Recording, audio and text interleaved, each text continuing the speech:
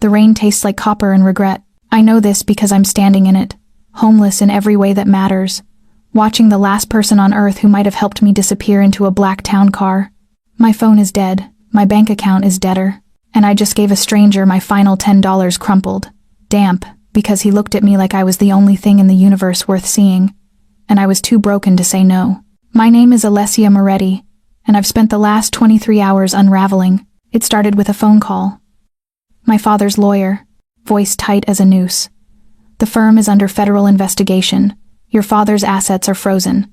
The house, the cars, the trust fund gone. You need to leave the city tonight. I'd asked why. He hung up. That was 14 hours ago. Then came the eviction notice slipped under my apartment door by a man with kind eyes and a cruel delivery. Then the bank declined my card. Then I sat on a rain-soaked bench with a designer purse containing nothing but a library card and a lipstick I can't afford to replace, and I understood what my mother meant when she said the Morettis were untouchable. She'd meant it as a comfort. She'd been lying. The stranger appeared from the rain like a hallucination. Expensive coat, charcoal, perfectly tailored, dark hair slicked wet against his skull, eyes like a wolf's.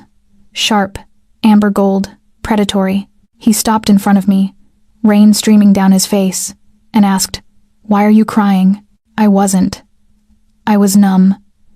But I must have looked like a child abandoned at an airport, because he didn't wait for an answer. He sat down on the bench like it was his, and I suddenly understood what it meant to be in the presence of someone who'd never been told no in his life. "I have nowhere to go," I'd heard myself say. The words felt foreign. I didn't beg. Morettis didn't beg, but my father's name had become a curse, and his blood in my veins felt like poison. The stranger had listened to my fractured confession, the investigation, the abandonment, the shame, and when I finished, he'd pulled out a wallet. Cash. He'd peeled off a 50. "Keep it," I'd said. Pride.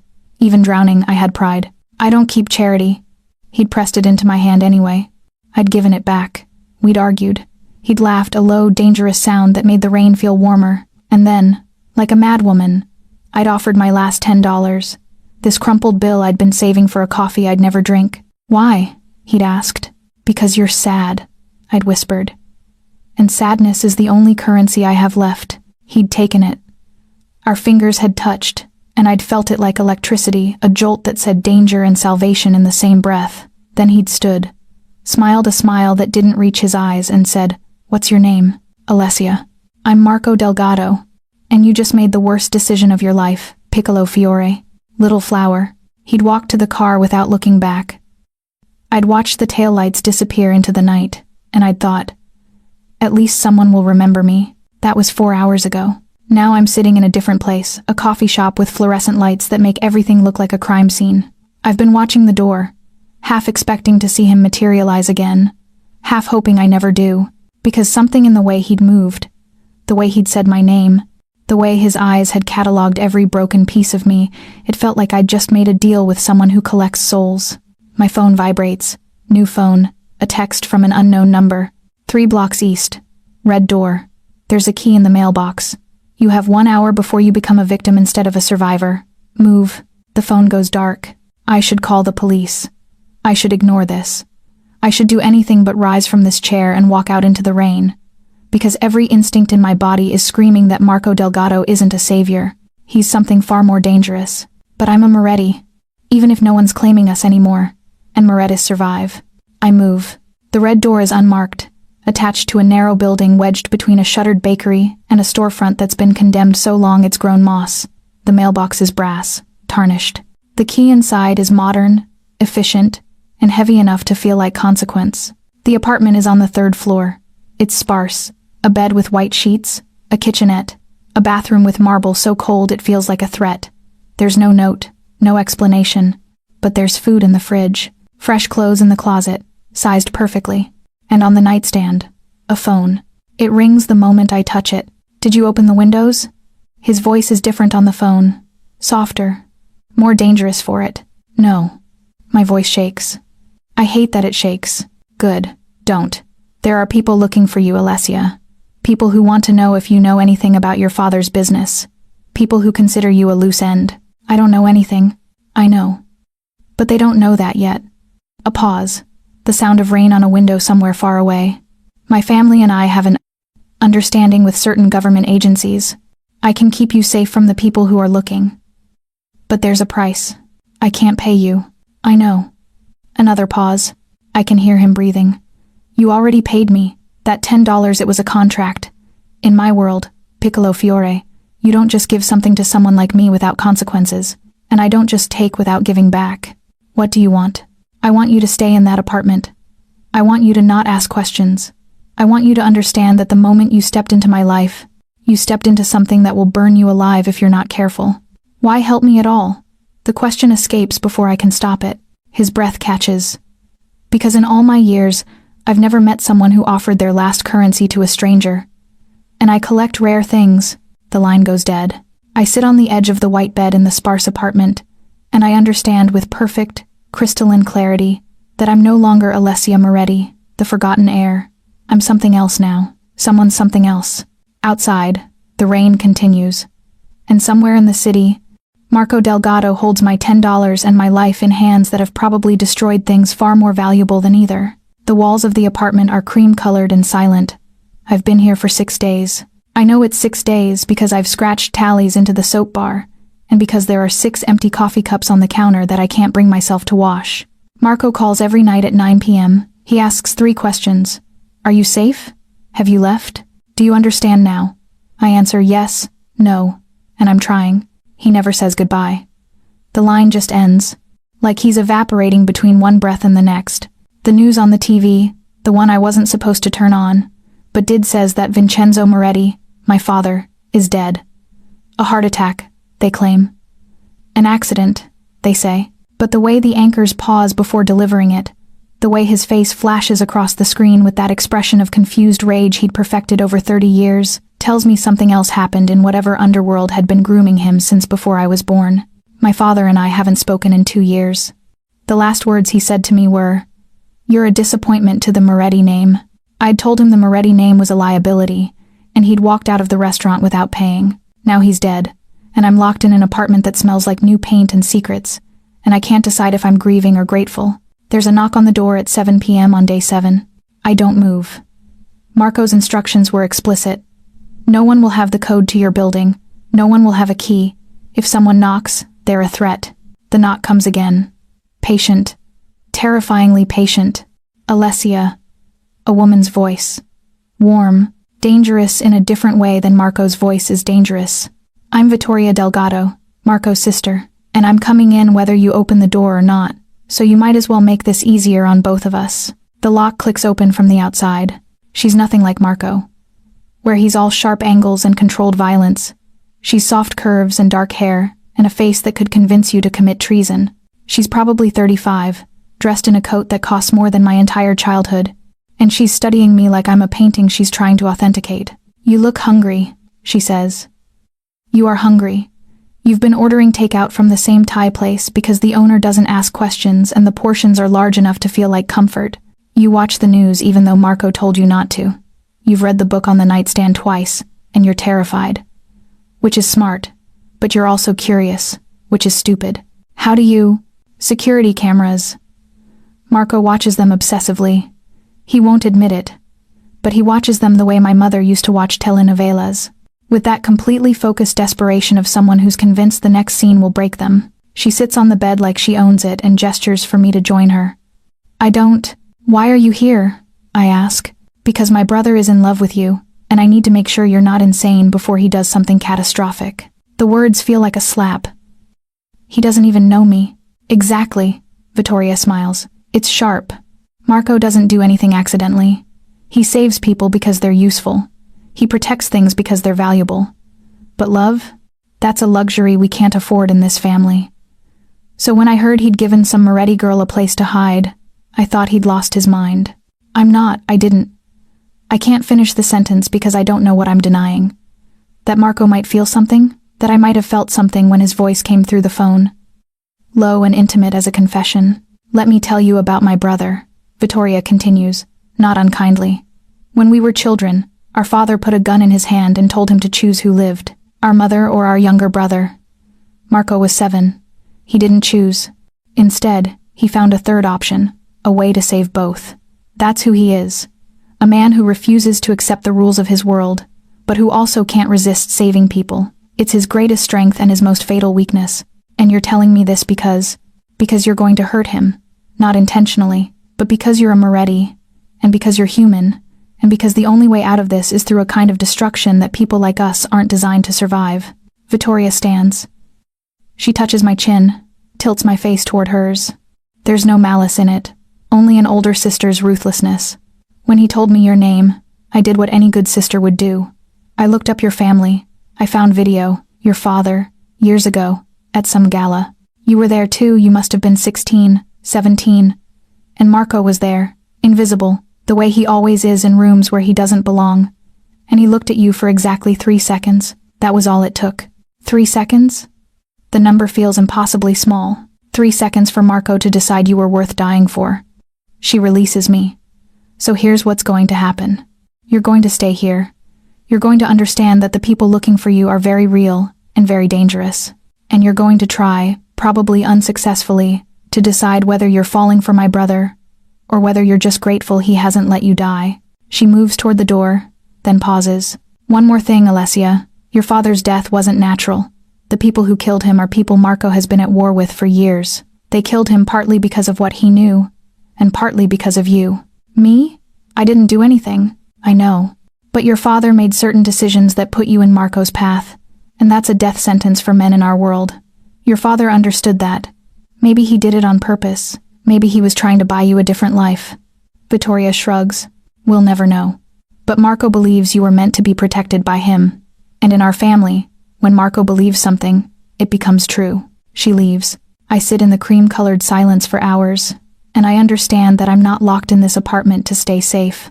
I'm locked in here because Marco Delgado looked at me for 3 seconds across a crowded room years ago, and has been building this cage, this sanctuary ever since. The phone rings at 9 p.m. Did my sister come? His voice is different. Rougher. Like he's been fighting. Yes. Did she scare you? Yes. I don't lie. Good. Fear keeps you sharp. A pause. But she told you something else. Something about me. I don't answer. Alessia. I need to know you understand what this is. What I am. What I'm offering isn't love. It's protection. It's survival. And the price is everything you think you want. And if I say no, my voice is smaller than I want it to be. Then I let you go. I give you money, a new name, a new country. You disappear, and I spend the rest of my life wondering what 3 seconds could have become if the world had been different. The silence between us is vast and electric. I'm not saying no, I whisper. I know. He breathes. That's what terrifies me. On day 9, he arrives at the apartment without warning. I know it's him before he speaks, the way the air changes, the way the shadows seem to reorganize themselves around his shape. He's dressed in black, and there's blood on his sleeve. Not much. Just a thin line of it, dark against expensive fabric. Don't ask, he says, before I can move. I wasn't going to. You were. He moves through the apartment like he owns it, which, I realize, he probably does. You were going to ask if I'm hurt, and I was going to lie and say no, and then you were going to try to help, and something would happen that neither of us is ready for. So what are we doing? This. He pulls something from his pocket. A photograph. Old and worn. It's him, maybe 7 years old, standing next to a woman. His mother, I think. They have the same sharp cheekbones, the same dangerous grace, but her face is softer, rounded with laughter that never made it out of the frame. She's holding young Marco against her hip, and he's looking at the camera with an expression of such raw devotion that I have to look away. My mother, he says quietly. Isabel Delgado. She was murdered when I was 9. The men who did it were never found. My father blamed himself. He spent 17 years looking for them, and when he finally found them, he destroyed them. Then he destroyed himself. I don't know what to say, so I don't say anything. Vittoria told you about the gun, about the choice I didn't make. He sits on the couch like his bones hurt. What she didn't tell you is why. I didn't choose because I was already broken, already someone who couldn't accept the world as it was given to me. I looked at that impossible choice, and instead of accepting it, I got angry. And that anger, Alessia, it became something useful. Useful.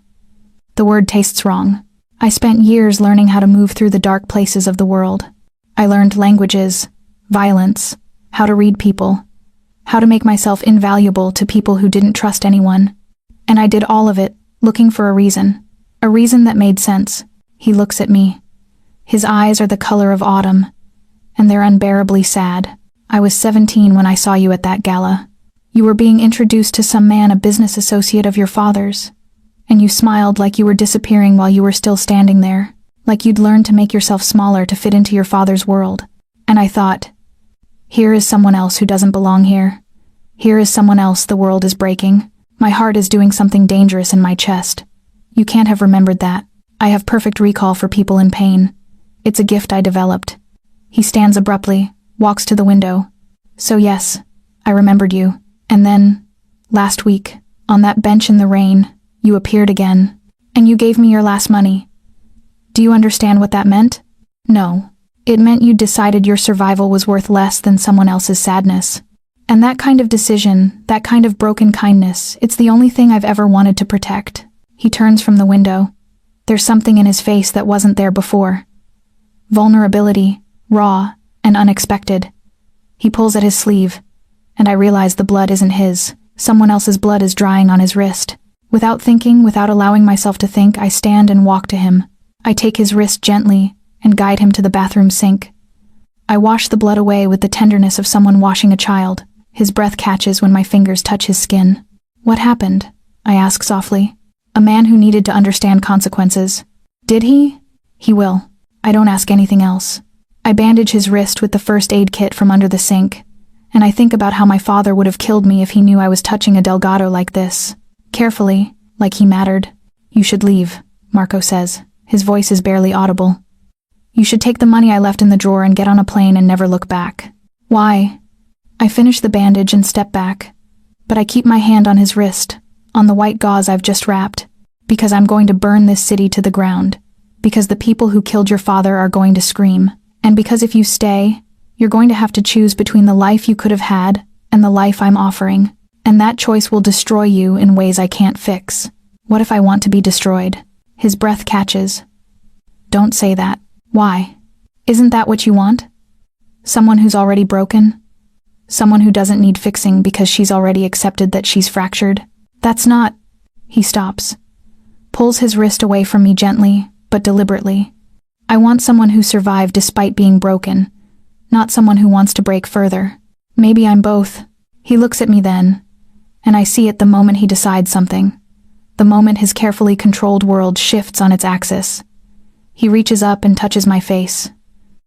Just once, his thumb traces my cheekbone like he's memorizing me. When this is over, he says, if you're still alive, if you still want this, whatever this is, I'm going to ask you to stay. And you're going to have to decide if you love me, or if you're just grateful I didn't let you die. How will I know the difference? You won't. He pulls his hand away. Not for a long time. Maybe never. He leaves before I can answer. But he leaves behind the photograph of his mother. It sits on the nightstand like a promise or a warning, I can't decide which. The apartment becomes a cage. Not because Marco locks the doors, he doesn't. But because the outside world becomes hostile in ways that make staying inside the only logical choice. The news reports are cryptic, but I understand. There's a war happening in the city.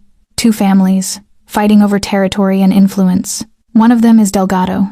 The other is someone called Castellano. Marco calls less. When he does, he sounds farther away, like he's being slowly swallowed by something. Vittoria visits twice. The first time, she brings clothes and doesn't ask questions. The second time, she brings a gun. Do you know how to use this? She asks, holding it like it's a dead bird. No. Learn. She places it on the nightstand, where the photograph of my mother still sits. Marco won't kill you, but he's not the only one who knows where you are. Who else knows? Everyone who matters. That's the problem with protecting someone in our world, Alessia. The moment you do it, you announce that they matter, and when something matters, it becomes a target. She teaches me how to load it, how to aim, how to understand that every weapon is a compromise. You take it up because it's the better of 2 terrible options. Has Marco ever told you about his first kill? Vittoria asks, while showing me how to hold the gun steady. No, I didn't think so. He never does. It was a man named Rico Basso. Rico worked for Castellano. And he knew things about my father that could have destroyed us all. Marco was 18. He waited in a parking garage for 3 hours. And when Rico came out, he didn't hesitate. Just pulled the trigger and walked away. Why are you telling me this? Because I need you to understand what he is. What he'll do for the people he's decided to protect. Vittoria looks at me with something that might be sympathy. He's not a savior, Alessia. He's a weapon. And weapons don't love, they protect. They obsess. They keep things sharp and functional. That's not true. How would you know? She doesn't say it unkindly. You've been locked in this apartment for days. You've never seen him in his element. You've never watched him operate. I want to defend him, but I don't know him well enough. So I stay quiet. Vittoria leaves, and I sit on the bed with the gun and the photograph, and I wait. The waiting becomes its own form of torture. The news gets worse. There's violence in the warehouse district. A restaurant burns down. Castellano owned it. A man is found dead in an alley, execution style. Then another. Then a woman is taken, and the internet explodes with theories about family feuds and retribution. Marco calls on the 4th night of escalating violence. Don't leave the apartment, he says immediately. I wasn't planning to. I know. I'm about to do something that will make a lot of people very angry. When it happens, there will be police, and probably media, and definitely people trying to figure out where you are. What are you going to do? Something I should have done years ago. Marco, Alessia. His voice is sharp. I need you to listen to me. If someone comes to that apartment, anyone at all, you shoot them. You don't ask questions. You don't negotiate. You understand? I've never fired a gun in my life. You have now. Point and pull. The gun will do the rest. The line goes dead before I can respond. I spend the night sitting in the dark with the gun, and I realize that I've become something I never thought I'd be, a person who would kill to survive. A person who would kill to protect someone else's survival. The news comes at dawn. The lead story. Federal agents raid warehouse in coordinated takedown of Castellano smuggling operation. Multiple arrests. Estimated $40 million in seized assets. Marco's name isn't mentioned. But I know. I know that he orchestrated this. That he found a way to burn his enemy using law enforcement as the flame. The phone rings again at noon. It's done, he says. For now, the Castellano family is in chaos. Their operation is destroyed. Their people are either dead or arrested. What happens now? Now I disappear for a while. I need to make sure our people are secure, that there's no retaliation, that the balance is restored. How long? I don't know. The silence stretches between us. I can hear him breathing. I think I can hear his heart breaking. Alessia, I need to ask you something, and I need you to be honest. Okay, do you want to leave? Do you want to take the money and go? And pretend this never happened? Because if you do, I won't stop you. I'll make sure you're safe, and I'll let you go. I look at the photograph of his mother. At the gun on the nightstand. At the life I had 6 days ago, which no longer exists. I want to know what happens next, I say. Then stay. And when I come back, we'll start the part where you have to choose whether you belong in my world or whether you were always meant to leave it. And if I want both? To stay and to leave? That's not an option, Piccolo Fiore. In my world, you can't straddle the line between light and dark. Eventually, you have to jump. Marco doesn't come back for 11 days. In that time, I become someone I don't recognize. I learn to sleep with my hand near the gun.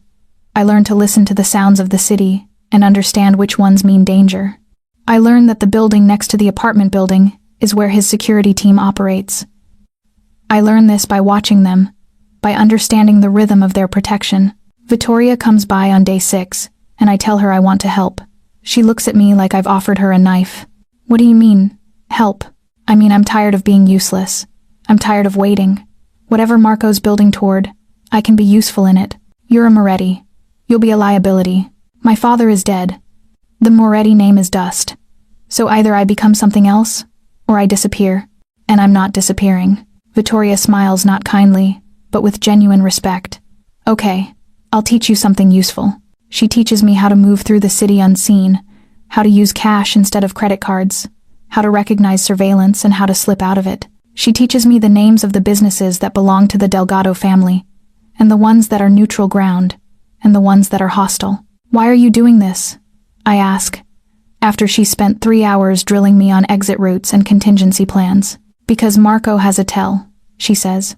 When he's in love, the kind of love that terrifies him, he becomes reckless. So he's going to need someone who isn't reckless.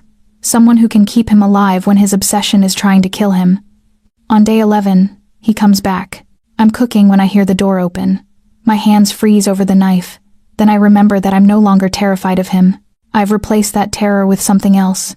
Anticipation, hunger, a desperate need to know if the man who left matches the man who returns. He appears in the kitchen doorway, and he's broken, not physically. Physically, he's intact. But his eyes are hollow, and his jacket is torn at the shoulder, and he moves like every muscle in his body is in open rebellion. You cooked? His voice is rough with surprise. I learned. During the waiting. He sits at the kitchen table like his legs have given up on him. I place a bowl in front of him, pasta, simple, the kind of food that tastes like survival. He looks at it like I've handed him a confession. How are you real? He asks quietly. I'm not.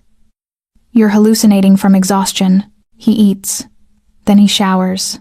Then he comes to the bedroom, and I'm struck by how ordinary he looks when he's clean. How young, how breakable. He lies on the bed, fully clothed, and I lie next to him, not touching, and we exist in this narrow space between friendship and something far more dangerous. Tell me something true, I say. About what? Anything, something that matters. He's quiet for so long I think he's fallen asleep. Then, I killed someone today. Not because they were trying to hurt me, but because they threatened someone I care about. And I didn't hesitate. I just did it. Like breathing. Like it was the most natural thing in the world. Who did they threaten? You. My heart stops beating. Literally stops. I wait for it to remember how. Some people in the Castellano family still have resources, he continues, staring at the ceiling like it's a screen showing him the crime. They found the apartment. Or almost did. They had an address 3 blocks away, close enough to triangulate from there. So I made sure they couldn't do it again. You killed someone because of me? Yes. Are you afraid of that? Of what it means? Absolutely terrified. He finally looks at me. Because it means I'm willing to become something worse to keep you safe. And that's not the kind of man I promised myself I would be. I reach over and take his hand. His fingers are ice cold and trembling slightly. I'm afraid too, I tell him. Of what?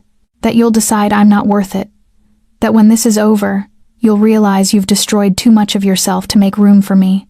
And you'll leave. He pulls me toward him, and we collide not gently, not carefully, but with all the force of 2 people who've been holding back for too long. His arms come around me like a cage, like a promise. His breath smells like cigarettes and something darker. I'm not leaving, he says into my hair. I'm not capable of leaving. You say that like it's a curse, isn't it? He pulls back just enough to look at me. To want someone so much that you'd burn the world down? To be willing to become a monster? Maybe, I say. But maybe it's also a blessing. Because I'd do the same. I'd burn the world down for you too. He kisses me then. And it's not romantic. It's desperate. It tastes like war and absolution. Like 2 people who've decided that together, they might be capable of something more than destruction. We don't have sex. We hold each other in the dark and we breathe. And that feels like intimacy that matters more than the physical. Like we're trading pieces of our souls and trusting the other person not to drop them. When he sleeps, I watch him. I memorize the shape of his face, the way his shoulders rise and fall. And I understand that Vittoria was wrong. This isn't about gratitude. This isn't about survival. This is about standing on the edge of the abyss with someone and deciding that together, the fall might be bearable. Marco allows me out of the apartment on day 23. He doesn't ask if I'm ready. He simply appears one morning with clothes expensive, understated, designed to make me invisible in expensive spaces and says, "We need to talk to someone. You need to be there." The someone is an older man named Giovanni Rossi, who sits in the back room of a restaurant that doesn't officially exist. He has white hair and scarred hands, and when Marco introduces me, he doesn't smile. "So this is the Moretti girl," Giovanni says. "The reason Marco Delgado burned a quarter of this city's underworld in the last 2 weeks. I didn't ask him to do that," I say quietly. "I know, that's worse." Giovanni gestures for Marco to leave. Marco refuses. Giovanni sighs. "Fine. Let her know then. She needs to know before she goes any further." "Needs to know what?" I ask. Giovanni looks at Marco. "Your father didn't just die of a heart attack, little girl. He was killed. Castellano ordered it, with the blessing of someone inside my organization, someone I trusted. My hands are shaking. Why? Because your father discovered something. Something about a money operation that goes very high. Politicians, federal agents, very powerful people. He was going to go to the authorities with it, and that meant several people had to disappear before they could testify. Where does Marco fit into this? Your father came to Marco before he died, gave him the evidence, asked him to protect you. Giovanni pauses. Didn't tell you that, did he? I look at Marco. His expression hasn't changed, but his jaw is tight enough to break. That's not why I helped you, Marco says quietly. I know, but that's how it started. Giovanni stands. The question now, little Moretti, is what you do with this information. You have evidence that could take down some very important people. You can walk away with money and a new life, or you can use it. Marco's already decided he's burning everything down. The question is whether you burn with him. We leave the restaurant in silence. In the car, Marco doesn't drive. He just sits in the driver's seat with his hands on the wheel, not moving. I wait. I was going to tell you, he says finally. I just needed you to understand what you were getting into first. If you know about the evidence, you become a target. You become someone who has to testify, or who has to run. There's no middle ground. Did my father ask you to help me? Is that the only reason you did? No. He looks at me. Your father gave me the evidence and asked me to protect you, but I would have done it anyway. I had already decided to do it. How? Because you gave me your last $10, and in that moment, I understood that you were the only thing left in my life that wasn't built on destruction. I was going to protect you, whether your father asked me to or not. I unbuckle the seatbelt and move closer to him. I take his face in my hands, and I kiss him. This time, it's not desperate. It's almost gentle, like I'm asking him for forgiveness, not because he's done anything wrong, but because we're about to do something that can't be undone. Okay, I say, I'll do it. Whatever comes next, I'll do it with you. His eyes close. You don't understand what that means. Yes, I do. It means my life changes. It means I probably won't be able to go back to anything resembling normal. It means I'm going to have to be brave in ways I've never been before. It means you might die. We might both die. I correct him. But the other option is letting the people who killed my father win. And I can't do that. Can you? He pulls me closer, and I can feel him trembling. I'm so afraid of losing you. I know. I'm afraid too. But Marco, I pull back to look at him. Being afraid together is better than being safe apart. He presses his forehead to mine, and we exist in this small space of quiet agreement. Then he starts the car, and we drive toward whatever comes next. The next week is a blur of meetings and planning. The federal agent who's going to help us is a woman named Rebecca Price, and she's either corrupt or brilliant or both. She explains the operation to me with the clinical detachment of someone describing a recipe. Your father documented everything, she says, spreading files across a table. Names, dates, amounts. How the money flows from cartels through legitimate businesses to federal officials. How local police are on the take. How one very powerful judge has been blocking investigations for 15 years. What happens if I testify? I ask. People get arrested. People get convicted. And probably, someone tries to kill you. Probably. Definitely, she amends. Someone will try to kill you. That's why the Delgado family's protection is valuable. That's why we're doing this. On day 30, everything changes. Marco comes to the apartment with Vittoria, and neither of them look good. They look like people who've just learned that the ground beneath them is collapsing. There's been a problem, Marco says quietly. What kind of problem? Rebecca Price is dead. Apparent suicide, but she was murdered. Someone on the inside knows about the evidence. Someone high up. So the deal is off? The deal is more dangerous, Vittoria corrects. Because now, the only person who can testify is you. Which makes you not just a target, you make you the entire operation. Marco takes my hand. Alessia, this is where you get out. This is where I help you disappear, and everyone survives. Because if you stay, everything changes. For both of us. I look at him. I look at Vittoria. I think about my father, discovering something terrible and paying for it with his life. I think about my mother, who never had the courage to defy anyone. I'm not getting out, I say. Let's burn it down. Marco doesn't smile, but he squeezes my hand so hard it hurts, and I understand that this is his version of prayer. The betrayal comes from inside, Not from the police, not from the federal government, but from inside the Delgado family itself. Marco's cousin, someone I've never met, someone with the same sharp cheekbones and dangerous eyes, is the one working for the people who want me dead. I don't know this yet when it happens. I only know that I'm being moved from the apartment for my own protection, and that Marco is unusually quiet, and that Vittoria keeps checking her phone with an expression that looks like resignation. The safe house is in the suburbs, in a neighborhood where no one looks at anyone else. It's generic and sterile, and it feels like a tomb. I need to handle something, Marco tells me, the night we arrive. It will take 2 days. Vittoria will stay with you. Don't leave. Don't contact anyone. Don't open the door. Where are you going? To have a conversation with my cousin. To understand why he decided to sell me. To sell us to the people trying to kill you. Marco, I promised myself I wouldn't become like my father. That I wouldn't destroy everything I cared about for revenge. He looks at me, and his face is breaking apart in real time. But I'm about to do exactly that. And I need you to understand. I'm not doing it because of you. I'm doing it because he made his choice. And now he gets to live with the consequences of it. He leaves before dawn. Vittoria doesn't try to make conversation. She sits in the living room with a gun and a book, and she exists in the kind of silence that means someone is holding back words that would destroy things if spoken. On the evening of the first day, the news shows a video.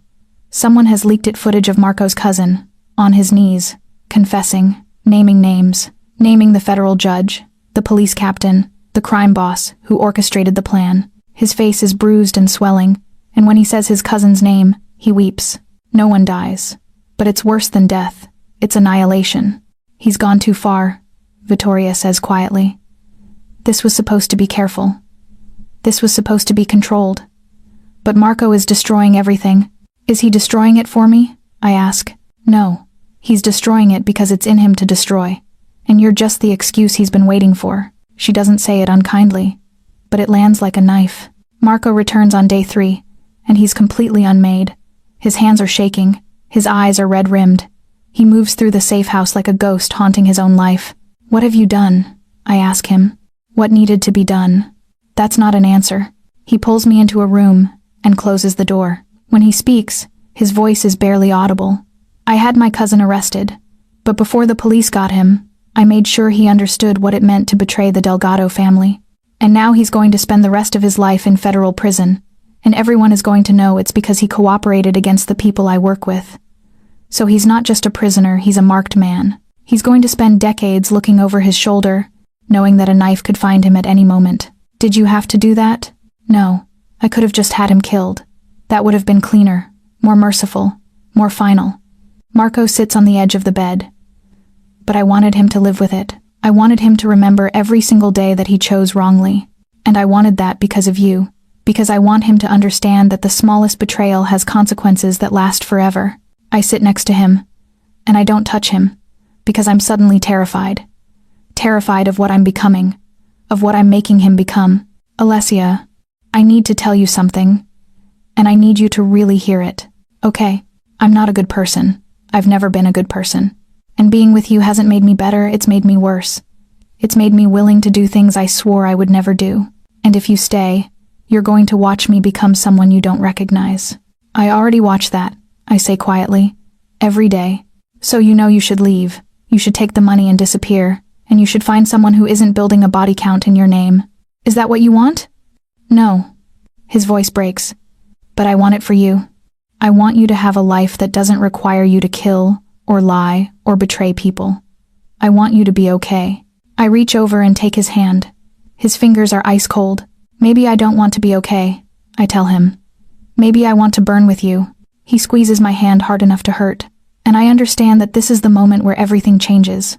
This is the moment where I become complicit, where I stop being his prisoner and start being his partner in destruction. The next morning, I wake up to find him standing at the window, looking at the suburban street like it's a foreign country.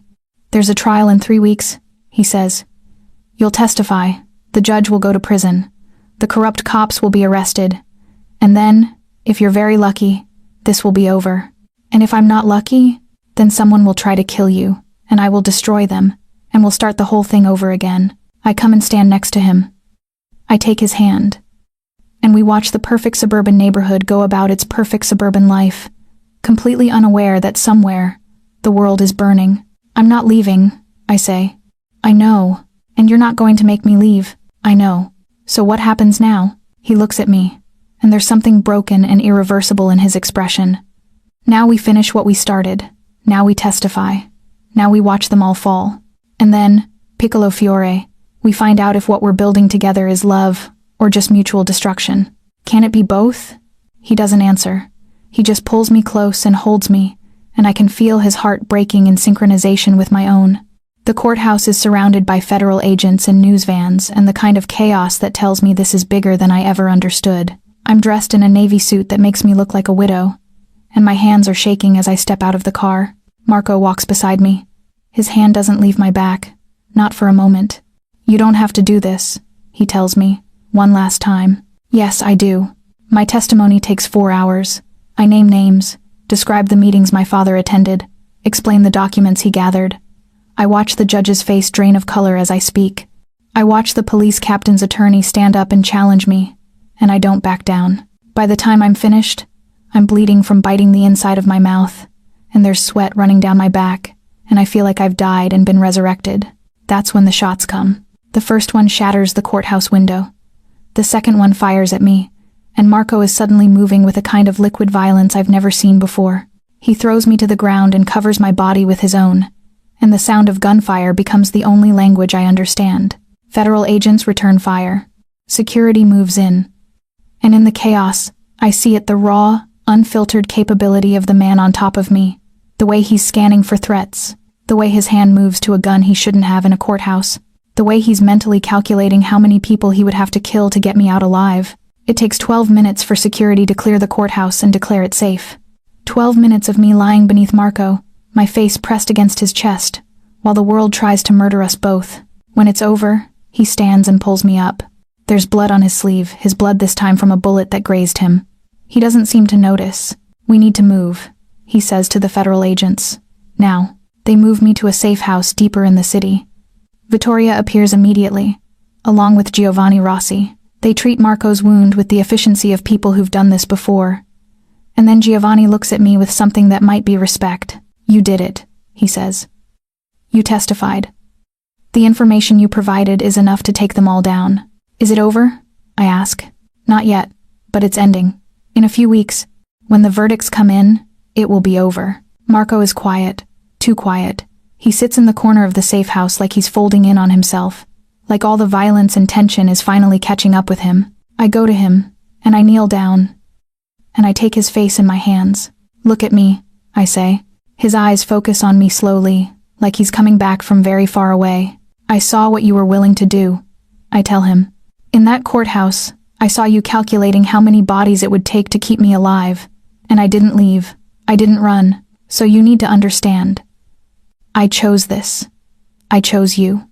Even knowing what you are, what am I? His voice is barely audible.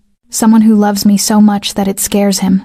Someone who's willing to become a monster, but who's terrified of being a monster. Someone who's broken, but who's trying so hard to be better, even though better might not be possible. He pulls me close, and he's shaking.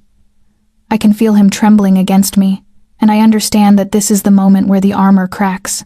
This is where Marco Delgado lets someone see him not as the dangerous crime boss, but as the 7-year-old boy who watched his mother die, who made an impossible choice, who spent his entire adult life trying to atone for decisions he never should have had to make. When this is over, he says into my hair, I want to disappear.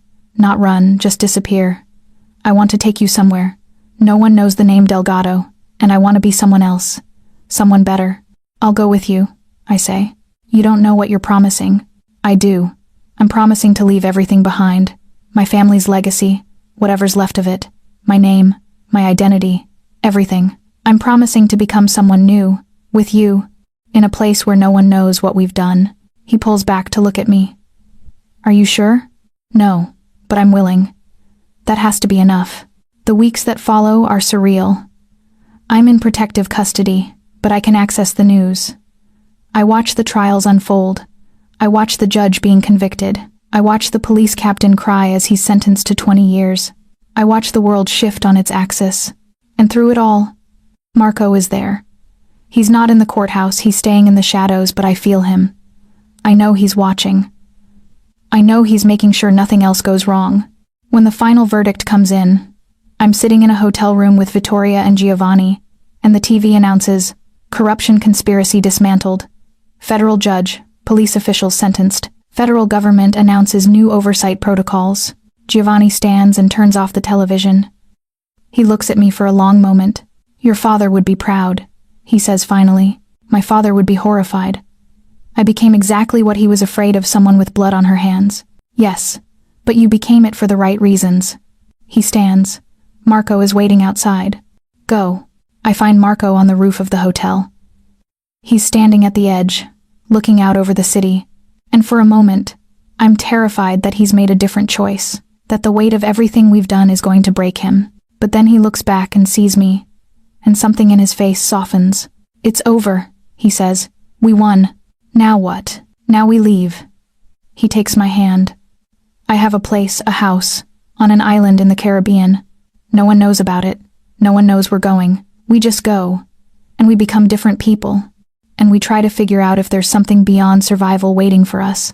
What about the Delgado family? Vittoria is taking over. She's more than capable. She always was. We leave before dawn. A car picks us up, and we drive to an airport, and we board a plane under names that aren't our own. And as we rise into the air, Marco takes my hand and holds it like it's the most precious thing he's ever possessed. The house on the island is nothing like I imagined. It's not a mansion. It's modest white stone, blue shutters, surrounded by flowers that smell like surrender. There's a garden that overlooks the ocean, and rooms that get sunlight until the sunset bleeds them dry. It's beautiful in a way that makes me want to weep.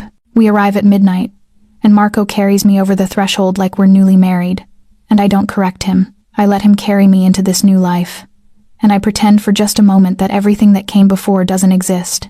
The first week, we don't leave the house.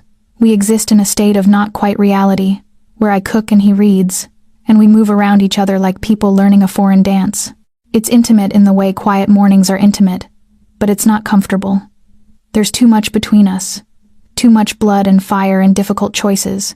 Tell me something true, he says one morning, while we're drinking coffee on the terrace. About what? About what you wanted before all of this. Before your father died. Before you met me, what did you want? I think about it. I wanted to get away. From my family. From New York.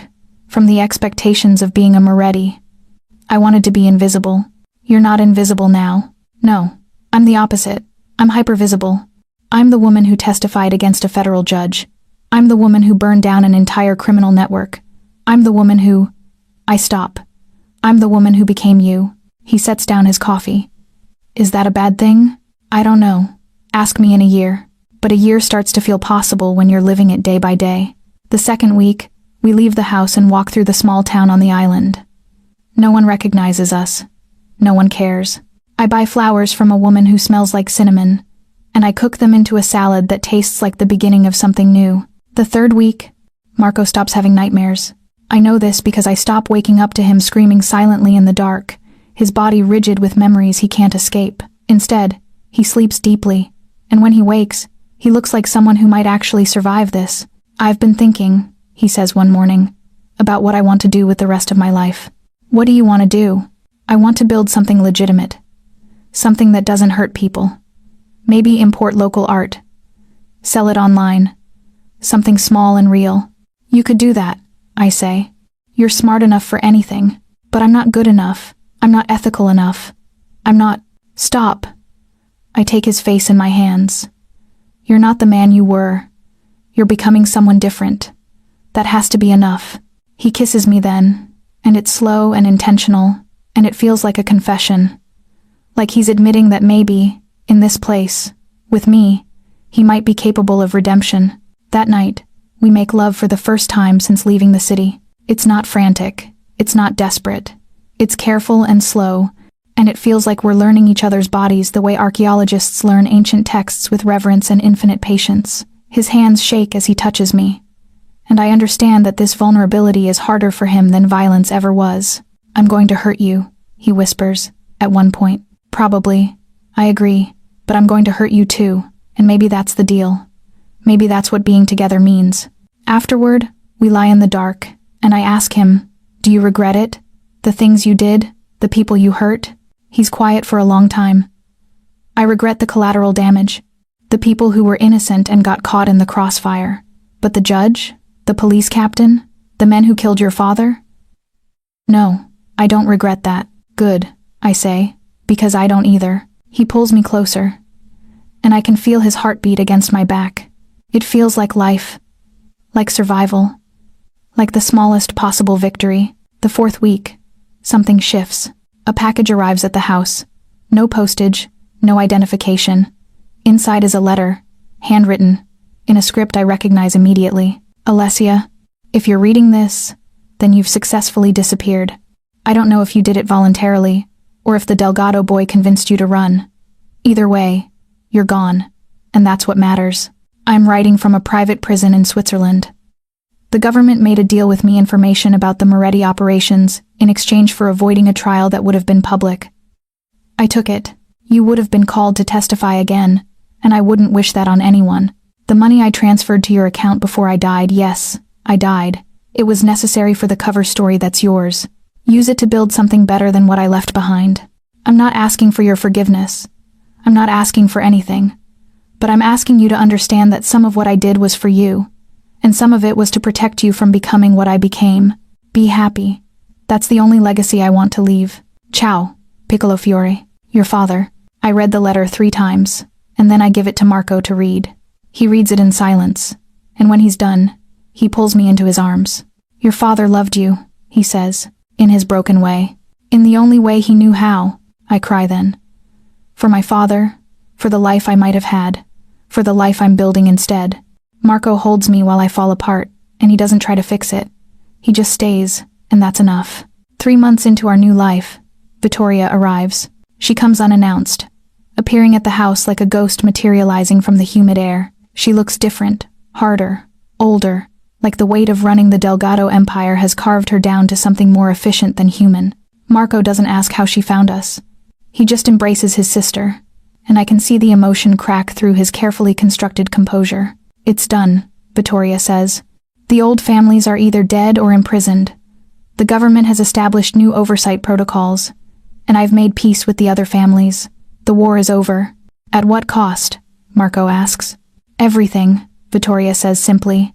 But that was always going to be the cost. She stays for 3 days.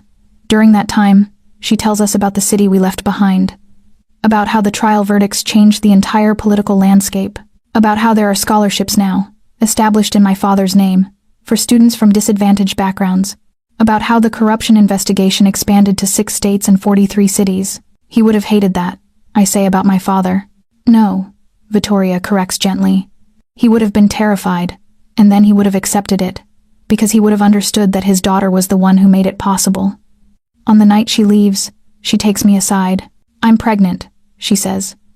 I'm going back to the city to have a child in a world that my brother burned to the ground and rebuilt.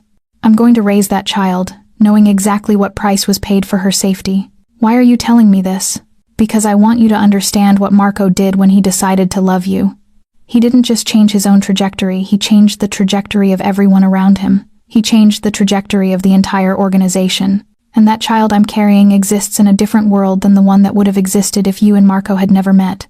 That's a lot of responsibility. Yes, and that's why he left. That's why he's hiding here, pretending to be someone he's not, trying to convince himself that he's not a monster. She takes my hand. But he is a monster, Alessia. The difference is that he's a monster who loves you enough to pretend he's something else. After she leaves, Marco and I don't talk about it. We just exist in our quiet island routine, and we pretend that the outside world doesn't exist. But then, 6 weeks later, there's another visitor. This one comes at dawn. A woman with silver hair and kind eyes, and Marco's face drains of color when he sees her. She's his mother, or a version of his mother. A message from beyond, somehow, impossibly manifested in the real world. No, Marco says. You're not real. I'm real, she says gently. Or real enough. I'm a woman your mother helped, years ago, when she was still alive. I'm here to tell you that your mother would be proud of the choices you've made, that the destruction you caused it was necessary, and that you deserve to be happy. Marco kneels, and he weeps like a child. And I understand in that moment that this is what he's been waiting for. This absolution, This permission to stop being defined by the choices he made at 7 years old. The woman, her name is Isabel. She names herself after Marco's mother, stays for 2 days. She teaches us how to cook her traditional recipes. She tells us stories about Marco's mother, about the kind of woman she was, about the love she had for her children. And then she leaves, and Marco understands that he'll never see her again. Do you think she was real? He asks me, that night. Does it matter? I don't know. Then that's your answer. It doesn't matter if she was real. What matters is that she came, and she gave you what you needed. 6 months into our new life, I'm pregnant. I don't tell Marco immediately. I sit with the knowledge for a week, and I understand that this is the final piece. This is the moment where we stop existing in the past and start existing in the future.